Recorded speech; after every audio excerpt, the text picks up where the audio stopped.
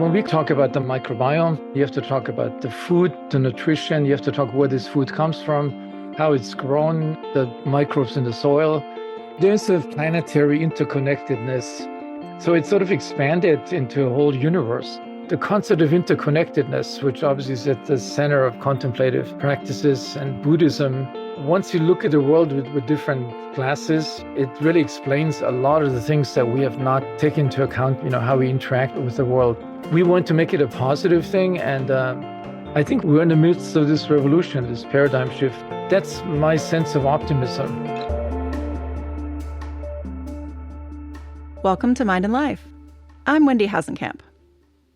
Today, we're looking at interconnection through a biological lens, and it's one that I've been increasingly interested in over the last several years. My guest is Emeran Mayer, a gastroenterologist who's become a renowned expert on our microbiome, the countless number of microorganisms that live on and in our bodies. He's also an author, a meditator, a researcher, and a professor at UCLA's medical school. We've learned so much in the last few decades about the crucial role our microbiome plays in physical and emotional health, and its intricate links to our neurological and immune systems. Emeran provides a wonderful overview of all of this, and there's some pretty vast implications here about not only things like diet and stress, but also our relationship with nature, our standard agricultural and medical practices, social justice and food equity, and even the way we conceive of ourselves. Emeran and I take a deep dive into all of these topics, and if you're interested to learn more, definitely check out the show notes for this one. There's a lot more resources there. I've been just fascinated to follow what we're learning about the incredibly complex interactions between all the systems of our body, including our microbiome. And the more I learn, the more I feel like I'm getting a glimpse of the true nature and scale of the interconnectedness that we exist in. I hope this episode sheds some light on that for you too. It's a pleasure to share with you Emeran Mayer. Well, I'm so pleased to be joined today by Emeran Mayer. Emeran, thanks so much for being here. Welcome. Yeah, Wendy, thanks for having me on the show. It's a real pleasure. Well, I'm really excited to dive into your work. You are an expert on our microbiome and our gut, which we will totally get into, and is a really fascinating area and something we haven't discussed very much on the show. But I think there's implications much larger than that as well, which I'm sure we'll get into. So first, I like to start with a little bit of background from the guests. So I'm just curious for you personally, what led you to your studies in this area? I know you've had a long interest in the mind-body connection. Did that come first, or did the microbiome come first? No, the interest in the mind-body connection came way before. It was actually, that was my motivation to go to medical school. And I thought I was going to end up in psychiatry, but then the clinical experience of what psychiatry was like at that time in the 70s was not what I had in mind. So with a lot of side stories, I ended up in gastroenterology, which is an area where the majority of patients have symptoms that involve both the mind and the gut. So that became very clear to me early on. And then I've pursued this really in the beginning with a focus on irritable bowel syndrome. This was at the time the disease that lent itself most to these mind-brain-gut interactions. And then it's expanded mainly through the microbiome. It has expanded to a whole range of diseases and disorders that today are called brain-gut disorders. So that's really a relatively new thing, I would say, the last 10 years. And now my interest now ranges way beyond the initial interest in my body. It's included, if you talk about the microbiome, you have to talk about the food, the nutrition, you have to talk where this food comes from, how it's grown, the microbes in the soil. Right. Planetary interconnectedness. So it's sort of expanded into a whole universe, really, which suits me really well because that's what I was interested in when I was in college, Oh, I love it. That's great. And you also have, at least personally, an interest in contemplative practices and that side of things too. Was that also alongside? Yeah, this has also been an interest of mine from the very beginning. When I came to the US in the late 70s for my specialty training in gastroenterology, I spend most of my weekends going to retreats, and from Esalen to the Ojai Foundation and the Bay Area. And I was probably the only gastroenterology trainee who had that interest. And I met a lot of very interesting people, joined the Zen Center in LA, in downtown LA. And then I have to admit, I mean, during the peaks of my career with constant traveling, spending more time in the air than on the ground, the contemplative techniques and practices really took a backstage for a while. But it's really come back, I would say the last 10 years or so with, so there have been dimensions both from this mind-gut connection to psychedelics, which became an area of interest of mine as well. And I still would love to see the studies of how psychedelics influence the gut microbes. Oh my goodness, yeah. This is definitely a component that right now nobody thinks about. But the same receptors, these serotonin receptors that psychedelics act on in the brain or in the gut, and actually are on the microbes as well. So there's definitely be in the future a component. I won't be the person that's going to scientifically study that, but I would bet everything on it that this will become another dimension. Yeah, that's fascinating. Okay, well, there's so much to dive into here, and I know we won't be able to cover all of your interests and experience in this short time, but let's begin maybe with the microbiome. Can you give just a short explainer for listeners who might not be too familiar with what that is and what it does for us and with us? So the term microbiome really combines both the microbiota, which are the players, who is there in the world of microbial organisms, and what these microbes produce, what functions that they have. So microbiome is really both the structure, the architecture, but also the hundreds of millions of genes that they produce. And so microbes are everywhere. They're the oldest life form on the planet. They've lived in the oceans of planet Earth for billions of years. They've had enough time to perfect a communication system between each other. And there's tens of thousands of different microbes, and they all have learned to speak the same language. And when the first marine animals appeared, some microbes decided to live inside of these marine animals, and then this symbiosis developed between the gut of that primitive marine animal and the microbes. And that has essentially stayed for millions of years. Every animal has a microbiome. In the humans, it means the microbiome is everywhere on our body, on all our surfaces. But what's unique about the gut is it's where the highest density and concentration and amount of these microbes live. Microbes live from the mouth, actually, to the esophagus, to the stomach. Very few in the stomach because of the acid. That is really not a good environment. And then increasing amounts down the intestine, the highest amounts in the large intestine. And it's estimated there's about 40 trillion of these microbes living in our intestines. We know, I would say, we're just scratching on the surface, what these microbes do, where they live, how they function, because we have relied mainly on stool samples, to analyze who is there. And that's a mixture of everything from the mouth all the way down to the gut. What the science now is interested in is what substances do these microbes produce? What functions do they have? How do they interact producing these chemicals?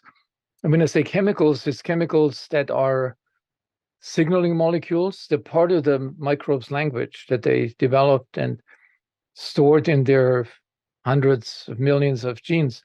So they were the first ones to speak that language.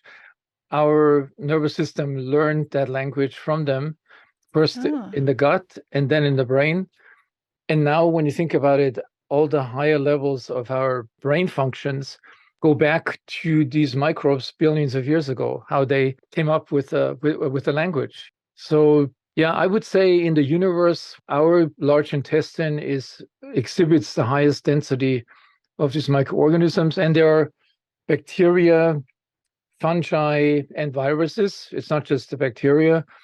We know most about the bacteria. We know much less about the viruses and much less about the fungi.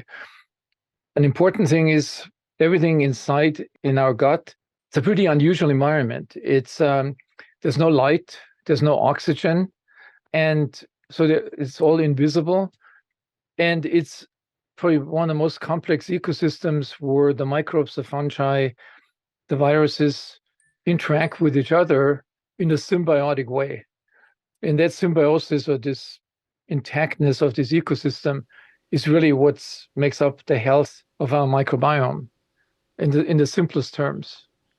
Oh, that's amazing. I love what you said about how we learned the system of communication in our gut and then in our brain, from these microorganisms who've been doing it for much longer than we have. That's really fascinating to think about. So that really speaks to the interconnections between the gut and our brains, right? You were just starting to speak to that, and that's one of the areas that you've really studied deeply. So can you share a little bit more about that, how that's connected? Yeah, and this is actually, understanding this shared language concept is essential for explaining why these microbes in the darkness inside of us would have anything to say to the brain that the brain would be interested in, and vice versa, because this communication goes in both directions. I mean, the microbes pretty much know every emotions that we're in. If we're angry, if we're anxious, if we're stressed, the microbes get the message from the brain, and they have receptors on their surface. So if you release a stress hormone, the microbes will know that, and they will change their gene expression, and they will change how they interact with us. So it's a bidirectional communication, really. Does the same thing go in the other direction? Like if we're eating something, maybe we have an intolerance or something like that, is that sending kind of quote unquote threat signals or stress signals to our brains? Absolutely. So this is how this field initially exploded onto the scene. And that's what people were most fascinated by, because we've known for a long time, the top-down communication. But this bottom-up, or how microbial signals can reach the brain, in simplistic terms, there's really three ways that they can do this. So three communication channels. So one is the microbes produce so-called neuroactive substances. So these are molecules that they generate from breakdown of our diet. So complex carbohydrates are broken down, for example, into these short-chain fatty acids, which have received a lot of attention because they have these anti-inflammatory effects on the gut's nervous system, and on the brain. But there's also many chemicals, so many neurotransmitter-like molecules, very similar to neurotransmitters in our brain, that these microbes generate from the food we eat. So, for example, tryptophan, when the microbes chew it up, results in several so-called metabolites or breakdown products, which are very similar in structure to our neurotransmitters, and they interact with our receptors for these transmitters. So that's one communication channel. Another one is the vagus nerve. So the vagus nerve is this vast nerve that essentially innervates all of our organs and sends signals to the brain. 80%, 90% of the traffic in that vagus nerve goes from the gut to the brain. We never knew why that is the case. Why is there such a discrepancy in the numbers? And now we know, because the receptors for these microbial molecules are all on these vagal sensory terminals. So whatever the microbes talk about will be transmitted to the brain via the vagus nerve, but also through the bloodstream, because these molecules get into the bloodstream. So a parallel communication system. And then there's a third one, that the membrane of many microbes, the so-called gram-negative microbes, either the intact membrane or breakdown products, interact with so-called toll-like receptors. It's TOLL receptors that respond to membrane components and then generate inflammatory signals that go to the brain as well. So we have neuroactive signals that go through the circulation. We have neuroactive signals that go through the vagus nerve. And we have these inflammatory molecules that go through the circulation, through the bloodstream, to the brain, and affect immune cells within the brain as well. So it's very complicated. And all three communication modes really interact with each other. It's the system where these three channels constantly talk to each other. So you can imagine if you try to figure this out, what microbe does what with which signaling molecule or communication channel, it's very challenging. Yeah, it's starting to sound a lot like the complexity of the brain itself, right? It is. It is. So, and there's also a whole nervous system in the gut too, right? You hear this concept of the second brain.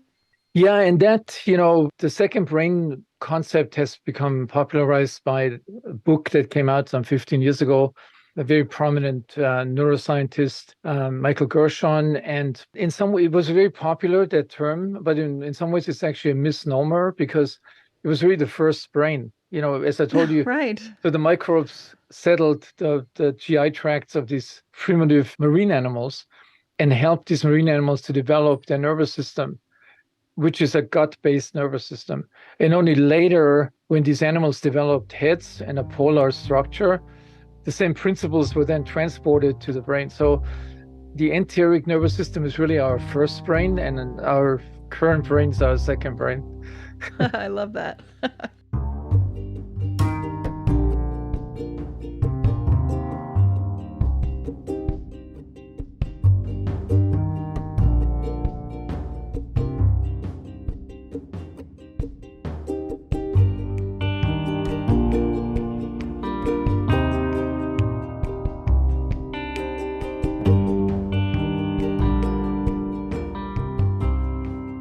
So I'm curious to hear a little more about the ways that our gut and gut microbiome can affect our minds and our emotions and things like that. I know there's been some interesting studies about fecal transplants, changing people's mood or personality. Can you share a little bit about that work?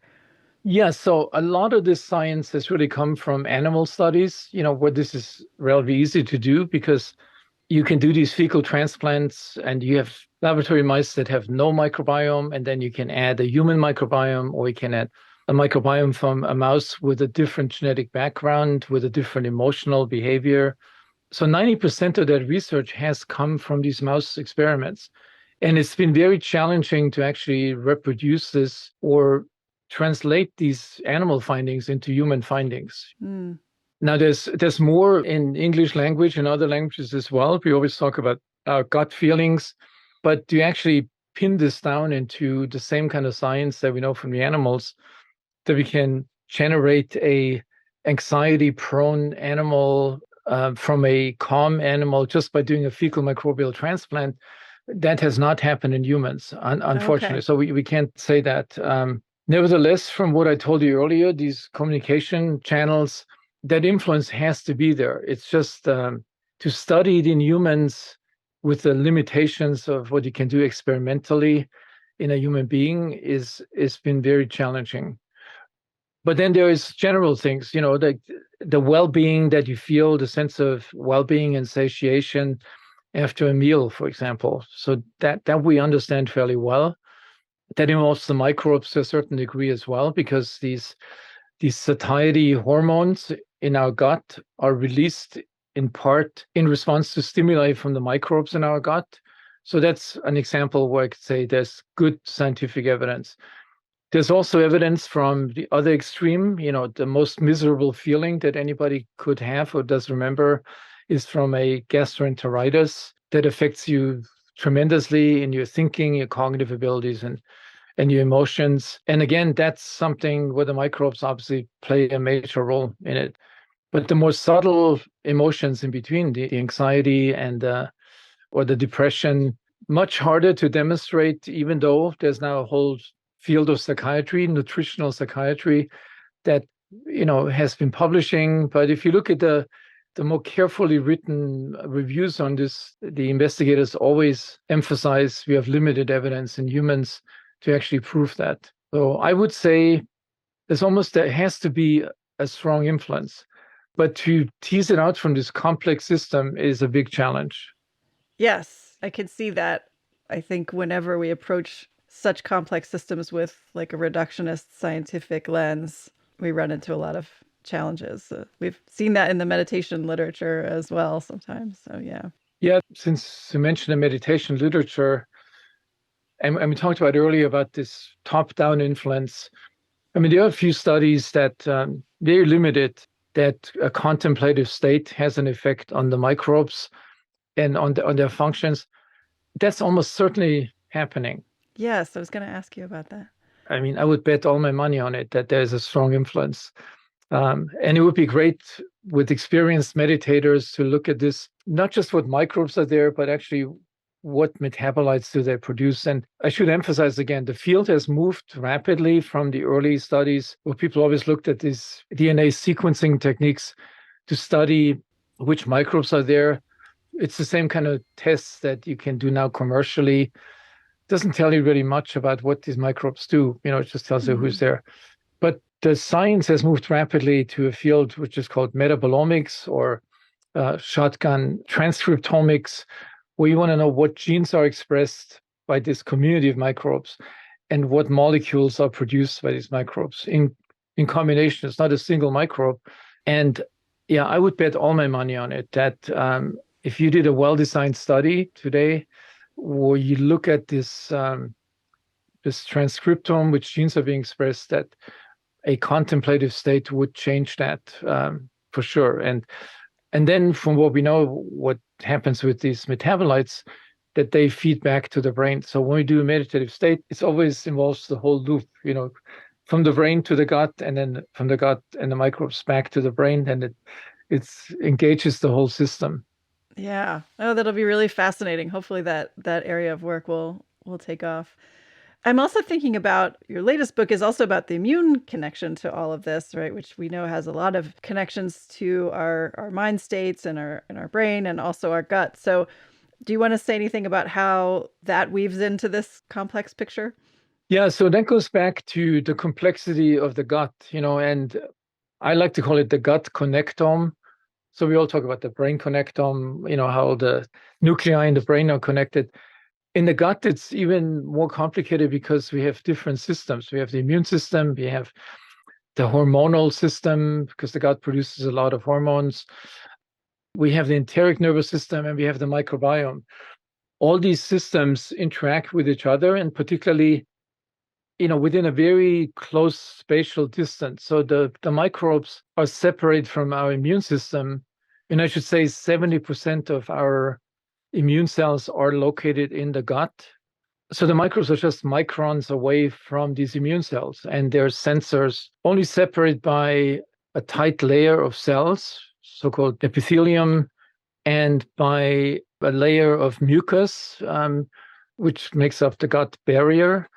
And that separates these immune cells that, if activated, could kill you from 40 trillion of microbes. So you can imagine the complexity of that engineering feat, that evolution has accomplished. So normally the microbes do not come in touch with the immune system, despite the closeness, provided the mucus layer is intact and provided that the epithelial layer doesn't have gaps in it or increased permeability. And there's many situations today where this is compromised, that barrier is compromised. So certain immune cells, the so-called dendritic cells, they send out these sensors, these tentacles into the mucus layer. And if the mucus layer is thinned by your diet or by chronic stress, then that allows microbes to come in contact with these sensors or the dendritic cells. And then the dendritic cells trigger the whole immune system cascade, which initially could be limited to the gut, but many times it goes beyond the gut. And then there is a loosening of these tight junctions between the epithelial cells. This whole phenomenon that's been called the leaky gut. Yes. And then all of a sudden, fragments of microbes or intact microbes can go into the immune system of the gut and even into the systemic circulation, reaching the brain, for example. So it's this is really at the crux of most of our current chronic disease epidemic, from colon cancer to neurodegenerative disorders like Alzheimer's or Parkinson's to cardiovascular disease. That compromised interface between the microbes and the immune system is at the core of all these disorders. Wow. Which, when you think about it, what is the main influence on this barrier? It's really two things. One is the diet, and the other one is the influences from the brain. And they have a similar effect. So chronic stress or allostatic load, it compromises that barrier. So you get an activation of the immune system. But our unhealthy diet, like the standard American diet, with high fat, high sugar, and not enough fiber, all the contaminants, the chemicals in it, they do the same thing. So if you put the two together, the bad diet and the allostatic load, which can come from, as you know, I'm sure many people have talked about this in your show, from things like social isolation, loneliness, chronic stress.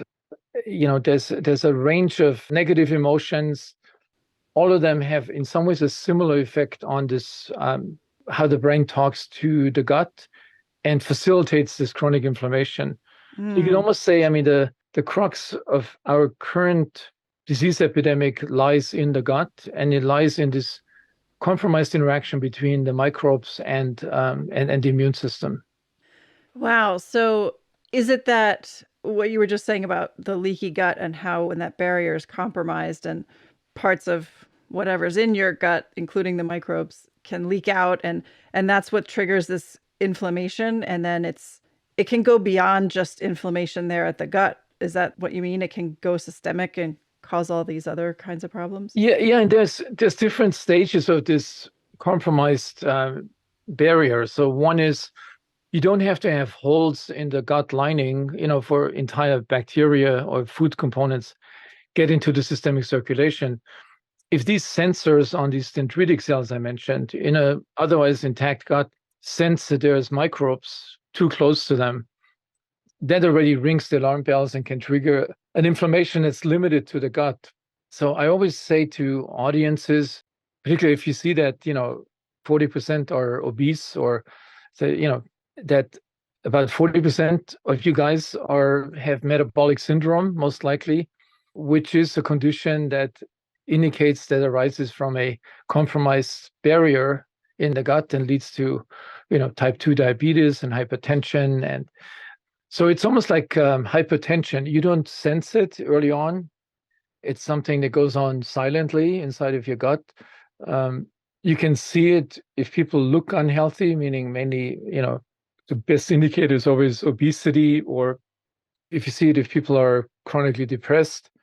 But we know what happens actually, and it's a very scary thing, because if you start out with this and at young age, and that seems to be the case because many chronic diseases are starting earlier and earlier, from colon cancer to inflammatory bowel disease, to type 2 diabetes. It's a phenomenon the last 20 years has happened. It's always a young age group.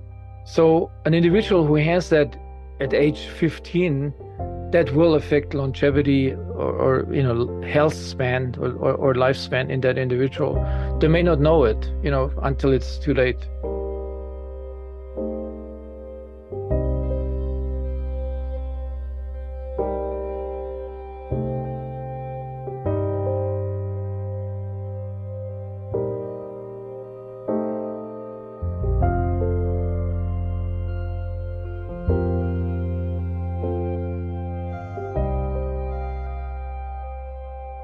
So what you were just saying about the compromised barriers and all of this immune-based chronic disease that we're suffering, what can we do to protect our guts and our bodies? Are there tips or changes that we can make?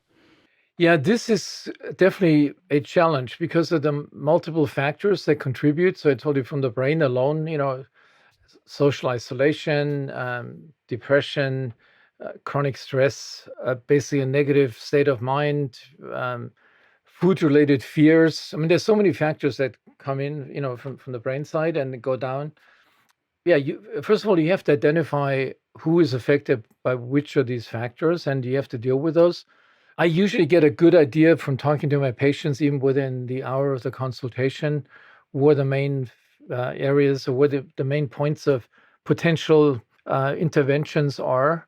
That could range from cognitive behavioral therapy to mindfulness-based stress reduction to sometimes brain-targeted like antidepressants or anxiolytics, or so that's one area. The other one is clearly is food, and that's in some ways relatively easy from the concept, because we know if you want to do something good for your body, just do what's best for the microbes. And that means the microbes love complex carbohydrates, which basically are fiber molecules, because they break them down into these molecules that are not only food for them, but also have these health benefits for us, like the short chain fatty acids. So conceptually, that's very easy. Just stick with a healthy diet, but practically, it's multiple barriers that people have. What is a healthy diet too, right? I guess that's a complex question. Well, no, I mean, the healthy diet is essentially the Mediterranean type, traditional Mediterranean type diet. It's not the contemporary Italian diet, which is not that healthy anymore because with all the meat and lots of pasta. But the Mediterranean diet, essentially 75% of your food coming from plant-based sources, which will provide your microbes with the right molecules to be healthy. It's a diverse diet. So if you just ate, so if you were a vegan and you would just eat one type of vegetable for the whole month, it would actually be pretty bad for your microbes. The more different types of fruits and vegetables and seeds you eat, the more different types of microbes you need to break that food down. So you get diversity, which is really the goal here. You want this most diverse system. And then it gets into a whole science, then you should look at where does this food come from? Is it organically grown? Is it grown according to the principles of sustainable organic agriculture, which means no chemical fertilizers, it's all organic fertilizers. So it gets very complicated. And then I always ask myself, yeah, this may be okay for people in San Francisco and West LA and New York maybe, but what about all the rest of the US population? They don't have the time to think about it, they don't have the money, and they don't have access to these kind of foods. So it's a pretty grim situation when we know all the science, but it's very difficult to get it to the consumers. But if you follow this path of doing everything that's good for your brain, for your nervous system, and everything that's good for your gut microbes, you're already doing a lot. Then there's other things, there's sleep.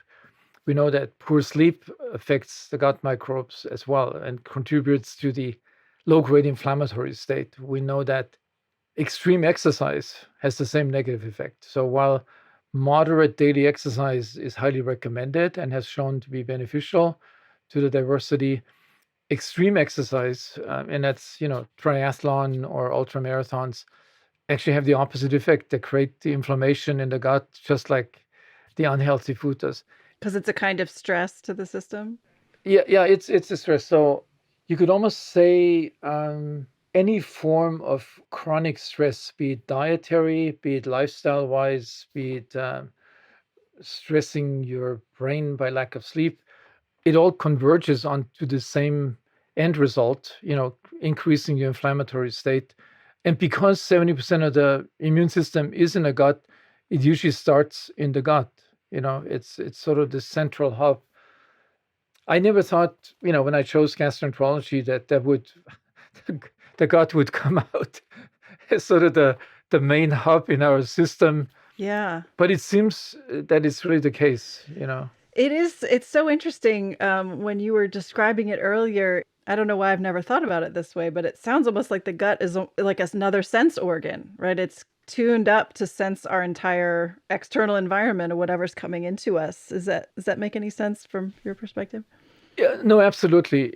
Yeah, when I started to get interested in irritable bowel syndrome, the sensory part of the gut became my main interest. And we showed in many studies that the increased perception or sensitivity of the gut is the key to explain the symptoms that patients with IBS have. But that can be expanded because all the mechanisms that these 70% of the vagus nerve, that go from the gut to the brain. And the vagus nerve is one of the most complex sensory systems in our body. But then you have the hormonal signals, everything that's being sensed in the gut that comes from outside, but also from the top, you could say, yeah, it is the most complex sensory organ in the body. Yeah, that's fascinating. And you were also talking about diversity and the importance of diversity in our microbiome. I've also heard that there's a lot of just ecologically, are we losing diversity in terms of the microbes that are even out there now? Yeah, so there's a film out now, the Invisible Extinction, by husband and wife scientists Marty Blazer and Gloria Dominguez. Great film that has shown this, and they've studied this of how many microbes have already disappeared, and they can do this by comparing the remnants of ancient hunter-gatherer groups in the world, like on the Orinoco River, in the Amazon rainforest, and in East Africa, the Hastas people. They've shown this. They've actually started a project collecting microbes. It's like the microbe vault, where they want to collect microbes before they go extinct. And this is happening both inside of our bodies, but also obviously outside. We're in this latest mass extinction phase of the planet. But this happens both outside and inside of us.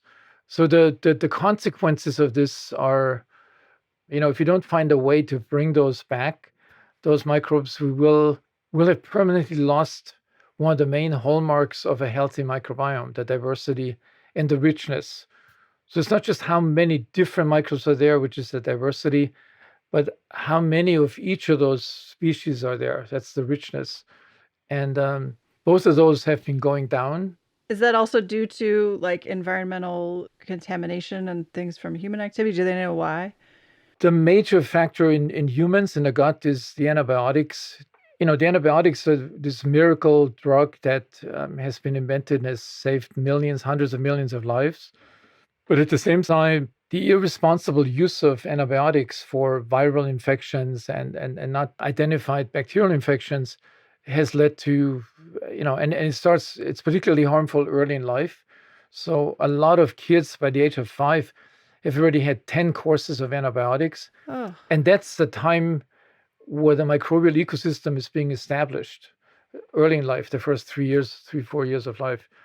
And it even starts, during pregnancy. So a pregnant mother treated with antibiotics will have a compromised microbial ecosystem that has an influence on the developing fetus, because the fetal microbiome ecosystem is initially influenced largely by the mother in utero, but then also during delivery, come in contact with the vaginal microbiome. So we use antibiotics in the delivery room, prophylaxis of staph infections. So we bombard the system from very early on. Some people said even pre-conception, would start there. And we've not really changed that significantly. The delivery practices have not really changed dramatically with that science. Marty Blazer's book, The Missing Microbe. If you read this, it's a kind of a grim scenario. What if we continue not just the development of antibiotic resistance, that a lot of microbes now are no longer sensitive to our existing antibiotics, but also this decrease in diversity.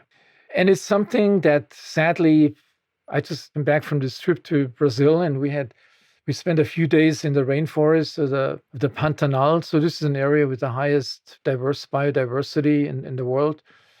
And you can see in that area within half an hour, you go from this amazing rainforest with this abundance of birds and fish and big mammals, and and you drive out there, and then you see these vast areas where the forest has been cut down, and it's all monoculture of soybeans and corn. And not only is it that these monocultures, they are GMO supported agriculture, so they spray them with pesticides, insecticides. It's really painful to go through this transition. We almost had this high staying a few days in this lodge in the jungle and seeing macaws and monkeys and tapirs, and it was just amazing. And then you drive out and you see this destruction of the ecosystem.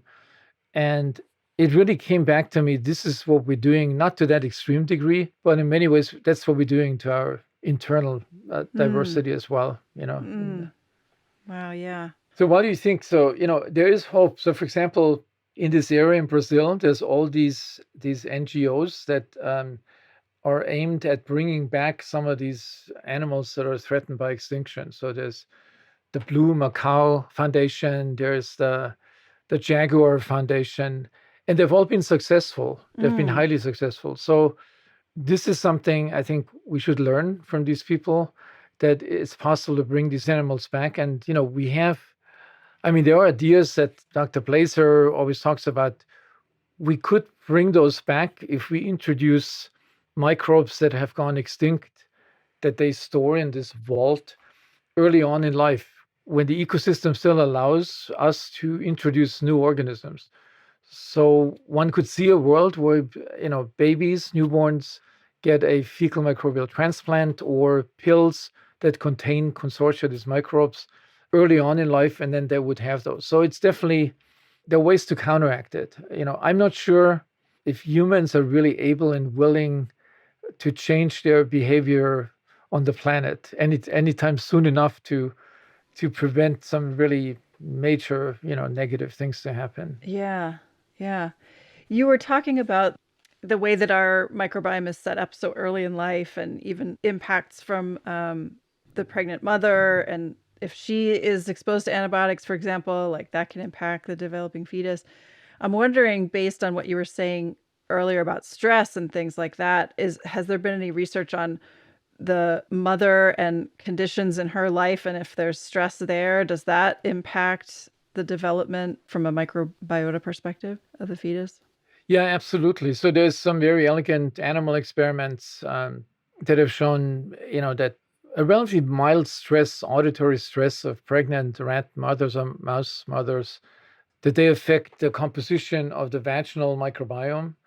And the vaginal microbiome is really, during delivery, it's a mixture of the gut microbiome and the vaginal. There's both. But that this stress of the pregnant mother would change these microbes. So the infant gets its first inoculus of a compromised microbiome from the mother. And they've shown in this mouse offspring that they had neurological or brain changes in the developing nervous system. So it's quite possible that chronic disease of the mother, which could be an infection, there's many studies that suggest that this plays a role in autism spectrum. So if the mother underwent a viral infection during pregnancy, that affects the offspring. It's also been shown that metabolic syndrome, type 2 diabetes, obesity in the pregnant mother affects the risk of a baby having autism spectrum. It's never that's the only explanation. You need the vulnerability genes and you need other factors. But I wish there were more education of mothers, what important role the health of the microbiome plays in the healthy development of their babies. Yeah. And it's also so complicated, as you were saying before, because even it's not always up to us to determine, the stresses around us or the ways that we're exposed to environmental toxins or other kinds of things like that. So there's also systemic factors at play. Yeah.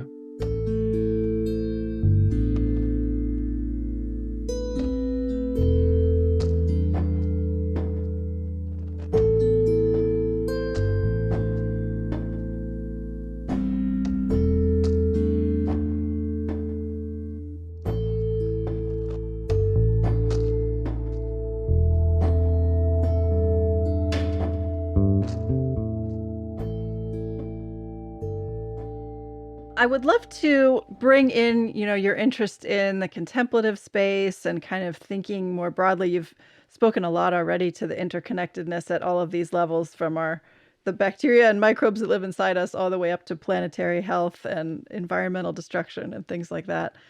I'm wondering other insights or other links that you may draw. One that comes to my mind is thinking about our concept of self. And we have all of these organisms living inside of us, and it's yet another way of shaking up our idea of that we have some solid self. So just love any reflections on that, or anything else from the contemplative side that you've brought into this. Yeah, I would definitely say that. I mean, it goes into all these definitions. What is the mind, and what is the self? Is the self an artifact that our brain creates to be able to deal most effectively with the world around us? So certainly thinking about these dimensions and the history, we think about billions of years of development of these gigantic microbial communities, have more microbes in it than stars in galaxies. It's so the number game is phenomenal. So do you think that the sense of self is something more than a useful artifact that our brain in interaction with the environment creates, is kind of not sustainable? I would say I've always been interested in this, but now I feel it's even more so. There's also contemplative experiences, that I've had, both in terms of meditation, but also some experiences in supervised sessions with psychedelics, with particularly, psychedelic mushrooms, psilocybin, where you really get this feeling of being totally connected, or being a part of all this around you. We went up this mountain here in Topanga Canyon, and sitting there for hours and feeling that, everything moves with your breath, and you're really part of this. That entire separation that we create with our sense of self goes away. And I think everybody who's done that has had the same experience. So it's not an isolated subjective thing. It's something that is somewhere stored deep in our mind, that we are part of this. And I think it's a great thing to bring this back. A lot of people will never experience that themselves with the help of psychedelics, but to sort of bring this back into the mainstream, scientific mainstream, and connected with these other insights, this enormous number of these microbial organisms, there must be some kind of an intelligence of that system. Just think about hundreds of millions of genes, what's stored in these genes over billions of years. I mean, there must be a tremendous amount of wisdom that I think we're just scratching on the surface of this right now. I mean, I can do this now at this stage of my career. I don't have to write a grant about one organism and one molecule, but quite honestly, it's ridiculous to think that we can explain any of these phenomena with that reductionistic attitude. It's how are we going to study it other than experientially? It's another question. Is this going to be the realm of artificial intelligence, that a human brain can really not conceptualize the complexity? In science, I think that's a likely scenario. I have a feeling, I've talked to a lot of scientists recently, and the answer is always, well, we're going to need artificial intelligence to figure this out. It's too complex. It's so complex on the one side, and it's so simple on the other side. Just do the lifestyle changes and you'll get the benefit of it. But to figure out scientifically how it all works is going to be tremendously difficult. Yeah, that's really interesting to think about. I was going to ask you, but you're such a accomplished scientist, and of course, all of our current scientific systems are quite built on reductionism and that approach of kind of taking things apart, which, as we've been saying, is not really going to get us too far, I guess, when we're faced with the complexity and interconnectedness of reality. It feels like, in a way, when you go deeper and deeper into one thing, certainly it's been that way, it seems, in your career, you start to expand. You see, if you do it well, you see the interconnections more and more and more. And at a certain point, our current scientific approach seems to break down. Yeah, and I should say, there's kind of two sides to it. Our current scientific approach has worked really well for some things. I mean, like Yes. the COVID-19 vaccine development, phenomenal success, saved hundreds of millions of people. Antibiotics were phenomenal success, and they were based on reductionism. Yeah. So it's more these chronic disorders, and to understand, the link with what we talked about with the environmental changes, and that you just can't solve with a reductionistic attitude. So I sort of like to, divide our diseases or health problems into these chronic non-contagious diseases, which range from, some forms of cancer, chronic heart disease, chronic liver disease, Alzheimer's, Parkinson's on the one side, which is probably our biggest problem. Then we have the pandemics. For the pandemics, our reductionistic approach is actually pretty good, partially, even though that doesn't take into account the vulnerability factors, which go more into this other category, because people that have these chronic diseases are more vulnerable to the pandemics. And then we have, other diseases for like surgery or, acute injuries. Medicine has been phenomenal. I mean, but it's not doing the same thing for all these different areas. I think that's what we have to realize. Yeah. I know that you are going to be involved in a new project, a film project about the interconnected planet. Do you want to share anything about that? Okay, so the film project, the initial film project, is actually going to be a documentary on PBS, which will come out in December. And the working title of this is The Mind-Gut Immune Connection. It started with our conceptualization of this interconnected planet project, which we have put on the back burner for now. We really want to focus on the PBS piece. Yeah, I have to say I've become, maybe obsessed is not the right concept, but the concept of interconnectedness, which obviously is at the center of contemplative practices and Buddhism. Once you look at the world with different glasses, you see it really explains a lot of the things that we have not taken into account in our, how we interact with the world. When we conceptualized this interconnected planet project, we wanted not a negative thing, showing all the negative things that are happening in the world, because that's really depressing. We're definitely at a time where multiple factors going in the same downhill direction. We want to make it a positive thing, and we sort of conceptualize this as that it's the feminine energy, the difference between the male and the female brain. Clearly, the reductionism, linear thinking, all the things we see today are a creation of the male brain. And we're in the midst of this revolution, this paradigm shift towards looking at it more in feminine terms. And I still find that extremely intriguing. And I think it is unfolding rapidly, actually. I would even go so far as think that's the only solution to the world's problems, at all the levels, from the politicians to the science, to the kind of medicine. It just needs to have a balance between this extreme that have been practicing the last 100 years to. So I still hope we will make that film. It's just too exciting to think about it. Yeah, well, it sounds really important. When you were talking about the, male and female brain, or maybe you could say male and female archetypes or energy, that kind of a more broad concept, the male typically being associated with reductionist thinking or separating things. And then can you say more about the move towards the female and like what is represented in that, at least in this archetypal, I don't want to make too much of like strong divisions, but I hear what you're saying for sure. Yeah, I mean, so there is something obviously going on now in society, that we don't talk about male and female. We talk about the continuum and all this, but it doesn't really affect that. So, it's a lot of men who have the female archetype and vice versa.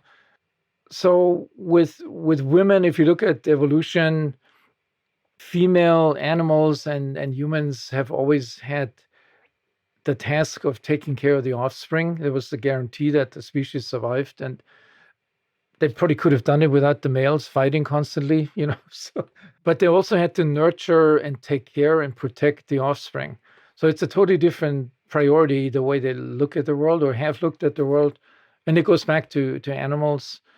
And I think this thinking of connectedness and not the fight and flight patterns, but like the tend of protect sort of attitude. I think it goes in simplistic terms that the female brain looks at the world more in terms of interconnectedness.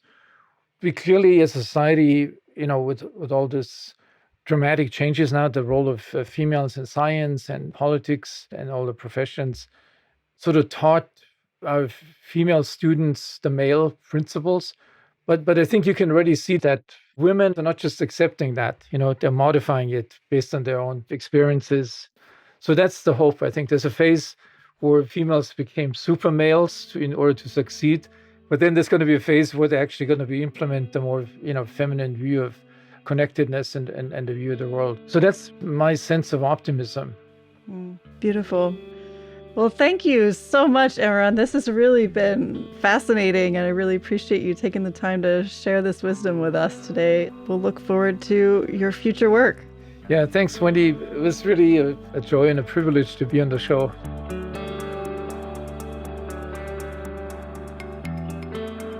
This episode was edited and produced by me and Phil Walker, and music on the show is from Blue Dot Sessions and Universal. Show notes and resources for this and other episodes can be found at podcast.mindandlife.org. If you enjoyed this episode, please rate and review us on Apple Podcasts and share it with a friend. And if something in this conversation sparked insight for you, let us know. You can send an email or voice memo to podcast@mindandlife.org. Mind and Life is a production of the Mind and Life Institute. Visit us at mindandlife.org, where you can learn more about how we bridge science and contemplative wisdom to foster insight and inspire action towards flourishing. If you value these conversations, please consider supporting the show. You can make a donation at mindandlife.org under support. Any amount is so appreciated, and it really helps us create this show. Thank you for listening.